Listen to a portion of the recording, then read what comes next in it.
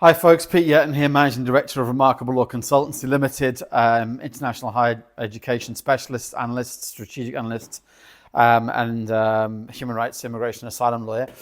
I've been supporting the sector and working within the sector since 2010 in either legal capacity and practice, or then I set up a legal services area for a university, and now I've been a consultant for a number of years and contracted with a number of institutions who deal with international students.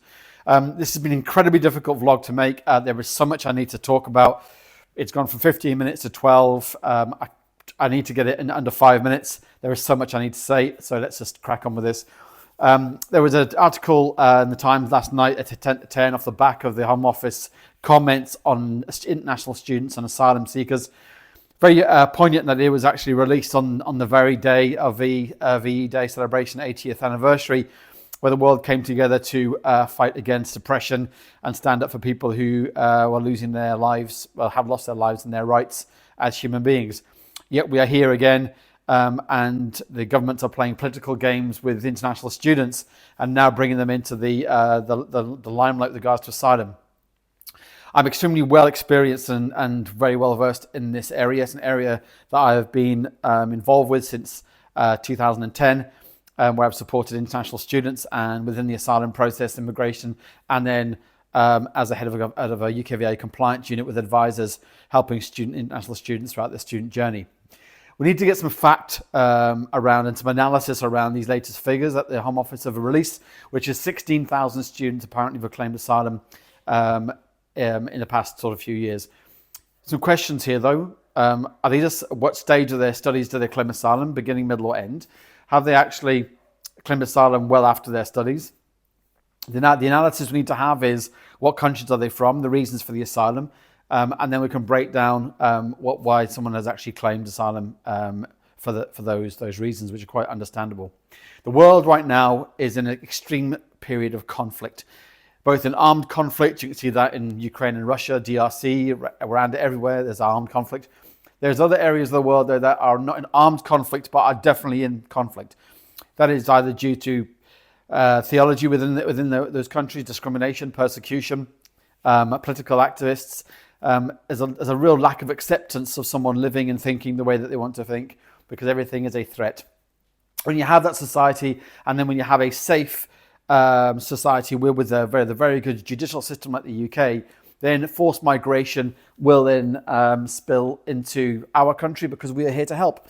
There are other European countries that are not abiding by the Dublin Treaty, which is really as soon as someone is trying to seek asylum and they have their fingerprints taken, then they are meant to process that person through the asylum process.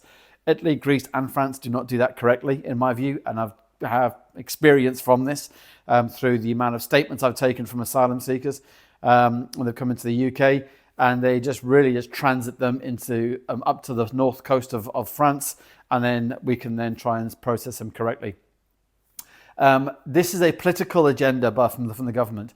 There are no 4-bedroom houses that asylum seekers are being given as soon as they claim asylum. There are no thousands of pounds of benefits that they're eligible for. The money that they are eligible for is extremely small, and it's only enough to really feed yourself once they claim asylum. A student who claims asylum has got to think very, very carefully and take advice from people like myself and people in practice about the ramifications of that, and they effectively veto the right to go onto the graduate route, which is 2 years of working and safety and freedom, and they're putting themselves in the asylum process that can go any way. And at the moment, the way that some of the things that happens when you are trying to process someone's asylum claim, it's incredibly difficult because the government, through their accommodation, will just move your client away to a different country, different part of the UK, and therefore you can't represent them. The students that I have represented have been genuine students. They have come in, if they have claimed from week 3 or claimed at week 33, they are genuine students and something has happened in their country. So let's break down the statistics, let's get some accurate data on this, and let's look at maybe a comparison with some domestic students. How many domestic students have committed crimes after they've actually completed their studies? How many have dropped out when they've started because they don't like the course? And how many have not found work within their discipline and also when they've finished their degree? All these things have been challenged to the international student. I'm going to continue the dialogue. I'll be speaking to people this week about this as well, and stay connected, and I'll hear from you soon.